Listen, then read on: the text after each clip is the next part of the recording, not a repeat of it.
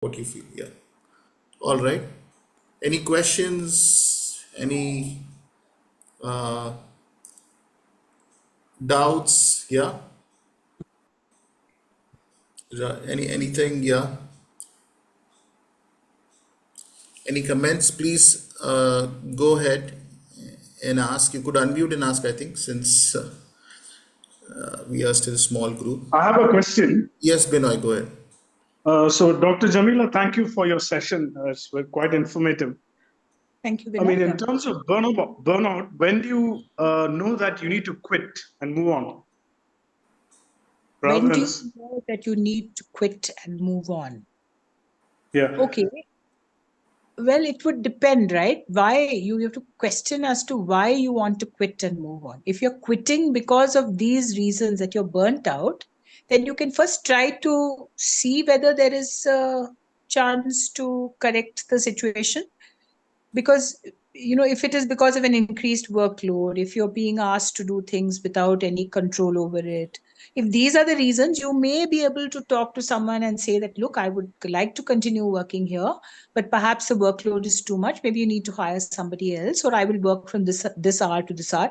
It might be possible to find some kind of a compromise, right?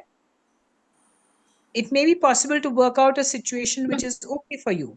So you don't have to quit a job just because it is creating burnout. You might be able to fix the problem. Because quitting a job is easy, getting a job is not as easy, no? It's that's the problem, right? Right, correct. This market scenario, it's very difficult to get a job. Yes, exactly. It's very difficult to get a job. So if you realize that you're getting burnt out and stressed, then it is important to understand why, try and figure out why, and then talk to your boss or whoever and find some solution for those things. So prayerfully, carefully do it. Hopefully it will work.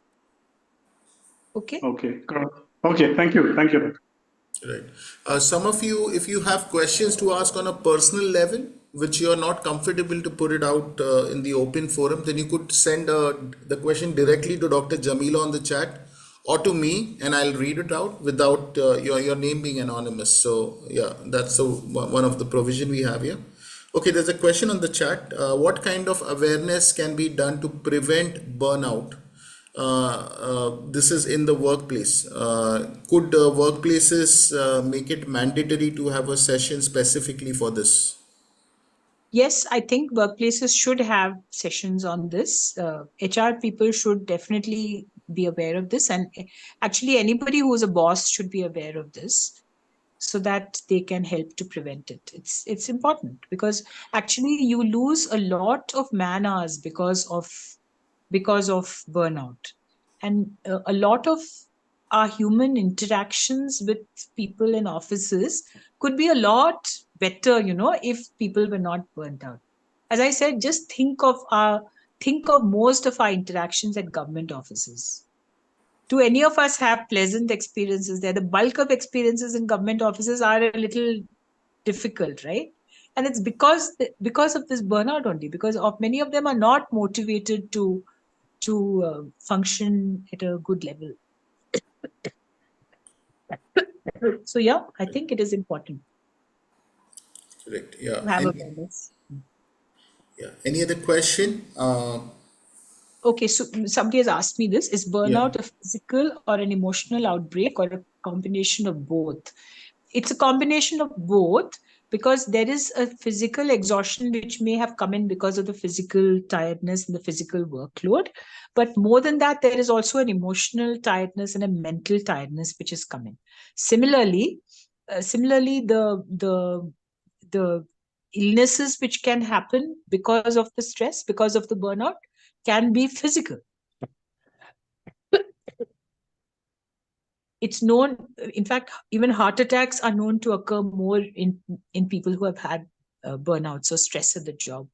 Similarly, diabetes has been seen to increase, gastric problems increase, mental health problems increase, depression, anxiety, all these things can increase. So it's a combination of both. Is it related to work only? Well, yeah, the term burnout we use specifically when we're talking about work, because it is related, the context is the work that we are doing.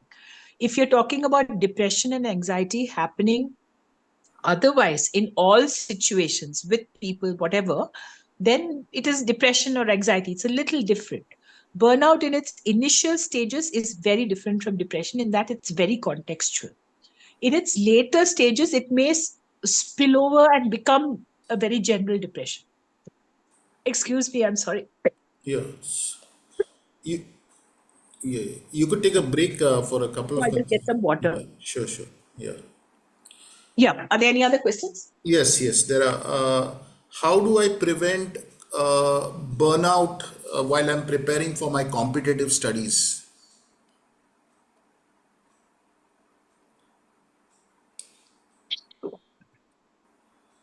Okay. Well, the word there is not, the word there to be used is probably not burnout, but I get what you mean. You're saying how to prevent that sense of tiredness from coming in and the sense of cynicism from coming in. I suppose you could extend it to the studies as well. How to prevent it? I would think the most important thing here is to have a proper idea of why you are doing the competitive studies and to have a proper idea of what you're doing it for. Okay. So if you have the right attitude to work, no, then the whole process of getting into the job also will be less stressful. So there are different ways we can see work. No, we can see work and the preparation for it, your competitive studies and exams and all that. You can see it as a career, right? It's something you do to advance in your career. You can see it as a profession that you're going to get expertise in a particular field, right? You can see it finally as a vocation, no, as something that you're doing for service of others, something that you're doing as part of your calling. That is the highest form of work. That's the highest form of looking at work. Now, we should think that vocation refers only to spiritual things. A vocation, yes, it is often used in terms of spiritual things, but all of us should see our jobs as our vocation, our calling, something that we are doing out of a sense of commitment and out of a sense of service, out of a sense of feeling that this is my thing. Okay, this is what I'm going to do. This is where I'm placed to serve. If we have that sense about our job or and the studies leading up to it, we'll be less stressed because I'm doing it because of myself and my calling. I'm not doing it to compete with anybody else. I'm not doing it to get money or fame or this or that or the other. So our whole idea of why we work and our structuring of it in our mind should be as less stressful as possible. Do you get what I mean? Yes. That will probably help. So the motive of the heart has to be very clear. Yes, the motive That of way. the heart should be very clear. Right, right. Yeah. Which are the training sessions helpful in avoiding burnout at in an office, as well as family pressure, HR needs to conduct training. Yeah, HR could conduct training. HR could also uh, HR could also try to do its job in the sense of checking work timings, making sure that systems which make life easy for people are set in. For instance, flexi timing can really help people, right? If you make the swipe in time flexible by just half an hour, it can be so comfortable for people because then if they are late also it doesn't matter. If they have to drop the children and come, they can be half an hour late and then come, but then they can just extend by half an hour later. So simple things like that can reduce the work stress, the work hours. So make timing sustainable and manageable on a long term, because if you have children, if you have elderly parents at home, flexi timing may help, right? So HR has to do that as well. It's not just conducting sessions for people, but it's also making sure that the hiring procedure is fair, the rewards are given fairly, all right? That there is a good atmosphere, there are activities which help with bring people together. So all these things will give a sense of goodness. Just sometimes an outing with the families, calling the families along when you go for a picnic or something like that. I mean, it doesn't have to be a very expensive picnic. It doesn't have to be an expensive trip to Australia.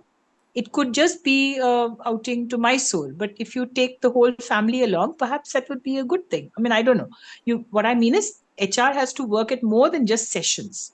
They have to make the whole atmosphere in the office conducive to people being happy to be there and enthused to work. Yes. Any other question? Please go ahead. There's one here. Burnout is not seen as something very serious among people in ministry because it is seen as doing it as unto the Lord, and so there are no specific hours. What is your take on this? How can it be prevented? Okay, yes, you're right, Sharon, that you're right. It is often not understood as being important for people in ministry, but I think organizations also do recognize the need for help, for the need for help.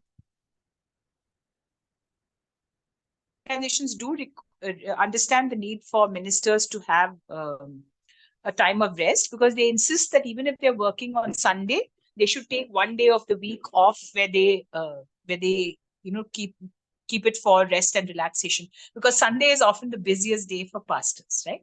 But they're encouraged to take another day off where they can rest and relax with their family and do all the work which you may need to do, and you can just chill. Okay, so that's important. And there should be, I mean, they can't have specific hours always. There might be people who come in and sometimes have to be open to that. I know that there are certain churches which go the other extreme and say that you can meet the pastor only between 2:30 and 4:30 or something like that. So that's the other extreme. I think maybe we could just form a balance, that rather than doing that, probably the best thing is to have a pastoral team. So rather than the pastor doing everything, everybody in the church who has pastoral gifts of encouragement, gifts of teaching, gifts of counseling, gifts of being able to encourage people in the Lord. Okay, so all these things, there are many people in the church with those gifts. So if they can help the pastor, then the pastor doesn't have to be on duty 24 hours then, no? So I think it's important that every church should have a pastoral team rather than thinking the pastor has to do everything. That's never been the pattern in the New Testament, I think. Why did we get the idea that the pastor has to do everything? Paul always saw himself as one among a team, no? Yeah. Yeah, and if I may add that there is also a theological, or call it problem there, because we believe we are invincible and we can do everything. So that also is something we need to remember, that let's not play God over everything. Yeah, Yeah. right, right. Anything else? Any other question? Yeah. How can I get more resources on this subject that will help me handle burnout? There is much stress at work. Yeah, I think you could just go through the recording. Yeah. How can I get more resources on this subject that will help me handle burnout? There is much stress at work. Okay. Well, start with trying to find out why you are tired. Are you physically tired because of a lot of time spent at the job? Is it that you are being asked to do more than you can handle? Is it that the deadline is too close? Is it that there is not enough help, that there is not enough resources under your, accessible to you to do the work? So figure out what it is and ask for help. So you need to talk about it to your superior, and learn the reasons, learn what can be done to help you to deal with this. So I think you should be open about it to your boss and say that, look, I'm struggling to finish this, I might need some help. how can you help me to finish this? Talk about it. I don't think we need to also pretend that we are invincible. No. So if the task is too much, just check out whether you need to learn some skills or something which you don't know. If that is the case, go and learn it. But otherwise, talk to your bosses so that you can figure out how to handle your work timings. Okay. And get help from your community, from your colleagues. Ask your family if they can support you. They tell them that I've got this particular period where I'm having a busy time. So maybe at that time, your spouse or somebody can chip in and step in and handle the work at home more. But it has to be a constant conversation with family and with colleagues to work all this out. Okay? I don't know whether that helps, but I think this is what you might need to do. How appreciative inquiry, help, and senior citizen be taken care. I didn't understand that exactly. I have to help my subordinate out of burnout. Okay. So helping a subordinate is kind of good. So there you can work on those 6 areas, that we mentioned. So try and see if it's the workload, that's the moderation. Okay. If it's the workload, then yes. If whether it would be giving them a little more of control or autonomy in doing what they're doing, making sure that they are rewarded either financially or also with rewards of praise and encouragement and recognition, maybe a promotion, whatever it is, for their work. And then this whole thing about justice and community, building the community, all those things will help to prevent burnout. Okay. And if nothing is helping, then perhaps it is their own issues as well. There you may have to help them to sort of make sure that they're taking care of their body and also getting some therapy or help for it. Okay. Okay, there's a long question here.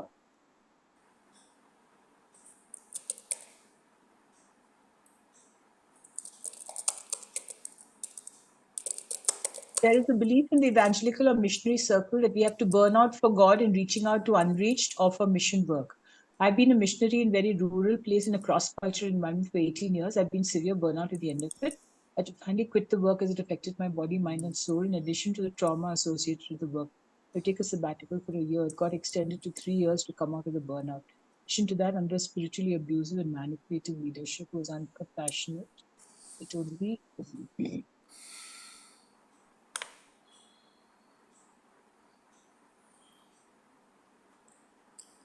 similar situation. Yes, yes, I'm sorry to hear this from this person, that even in a spiritual setting, in a missionary setting, it can be very stressful. It can lead to burnout, particularly if there is this idea that missionaries or people who are in a spiritual calling are expendable and they're supposed to burn out for the Lord. And I think that is a very abusive way of looking at it. I don't think you're supposed to burn out for the Lord. You have to burn for the Lord, yes, but not in the sense of burning out. We are to be on fire for the Lord, but burnout is a different issue.